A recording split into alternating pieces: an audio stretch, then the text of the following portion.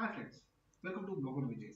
Last వీడియోలో మనం digital marketing అంటే ఏంటి, ట్రెడిషనల్ మార్కెటింగ్కి డిజిటల్ మార్కెటింగ్ ఉన్నటువంటి తేడా ఏంటి, డిజిటల్ మార్కెటింగ్లో అవకాశాలు ఎలా ఉంటాయి అనే వాటి గురించి తెలుసుకున్నాము.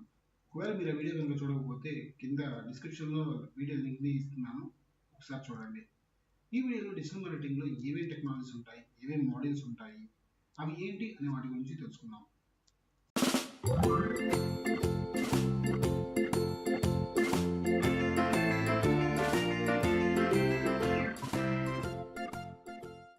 డిజిటల్ మార్కెటింగ్ ద్వారా మనం ఒక అడ్వర్టైజ్మెంట్ని కస్టమైజ్ చేయొచ్చని తెలుసుకోవాలి. అయితే ఇందుకోసం మనం కొన్ని టెక్నాలజీస్ గురించి తెలుసుకోవాలి.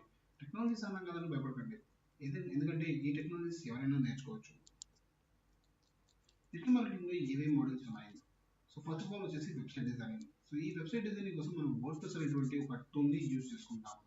దాని తర్వాత కంటెంట్ రైటింగ్. కంటెంట్ అనేది డిజిటల్ మార్కెటింగ్లో బాగా యూజ్ అయ్యేటువంటిది మాడ్యూల్ అనమాట. సో కంటెంట్ ఉంటేనే మనం ఏదైనా డిజిటల్ మార్కెటింగ్లో చేయగలం. సో నెక్స్ట్ వచ్చేసి ఈమెయిల్ మార్కెటింగ్.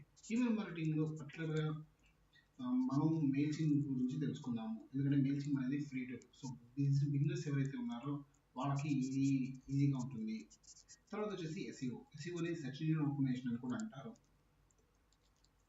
తర్వాత ఎస్ఎంఓ, సోషల్ మీడియా ఆటోమేషన్. ఈ సోషల్ మీడియా ఆటోమేషన్లో Facebook, Twitter, YouTube, Instagram, LinkedIn, Pinterest వంటి social media platforms, popular platforms ఉన్నాయి. సో వీటి ద్వారా సోషల్ మీడియా ఆటోమేషన్ చేయడం ఎలా చేయాలి అనే దాని గురించి తెలుసుకున్నాము. తర్వాత గూగుల్ అనలిటిక్స్. సో ఇది వచ్చేసి ఏంటంటే మన డిజిటల్ మార్కెటింగ్ ప్రతిదీ కూడా మెజరబుల్ అనమాట. ప్రతిదీ కూడా మనం క్యాలిక్యులేట్ చేయగలిగితేనే మనం నెక్స్ట్ అనలైజేషన్ చేయగలము. సో వీటి కోసం గూగుల్ అనలిటిక్స్ అనే ఒక టూల్ని మనం యూజ్ చేస్తాము. అదేవిధంగా Google Edwards. So Google Edwards ఏంటంటే గూగుల్లో అడ్వర్టైజ్మెంట్, గూగుల్ సంబంధించిన ప్రొడక్ట్స్ అన్నింటిలో కూడా మనం అడ్వర్టైజ్మెంట్ ఇవ్వడానికి ఈ గూగుల్ అడ్వర్డ్స్ అనే టూల్ని యూజ్ చేస్తాము. తర్వాత సెర్చ్ ఇంజిన్ మార్కెటింగ్, తర్వాత సోషల్ మీడియా మార్కెటింగ్, తర్వాత మొబైల్ మార్కెటింగ్. వీటన్నిటి గురించి ముందు ముందు వీడియోలో మరింత తెలుసుకునే ప్రయత్నం మనం చేద్దాం. డిజిటల్ మార్కెటింగ్ ఆన్లైన్లోనే ఎందుకు నేర్చుకోవాలి, బుక్స్ దొరకవా, బుక్స్ చదువుకొని కూడా నేర్చుకోవచ్చు కదా అనే డౌట్స్ మీద చాలా మందికి రావచ్చు.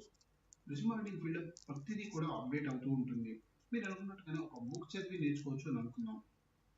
ఆ బుక్ రాసిన 2 సంవత్సరాల తర్వాత మీరు ఆ బుక్ కొని నేర్చుకుంటే అప్పటికి ఆ బుక్లో చెప్పిన టాపిక్స్ అన్నీ కూడా అవుట్డేటెడ్ అయిపోయి ఉంటాయి. సో మీకు ఆ బుక్ అనేది యూజ్ అవ్వదు. కాబట్టి ఎప్పటికప్పుడు మీరు అప్డేటెడ్గా ఉండాలి. అలా ఉండగలిగితేనే మీరు డిజిటల్ మార్కెటింగ్ రంగంలో ముందుకు వెళ్ళగలరు.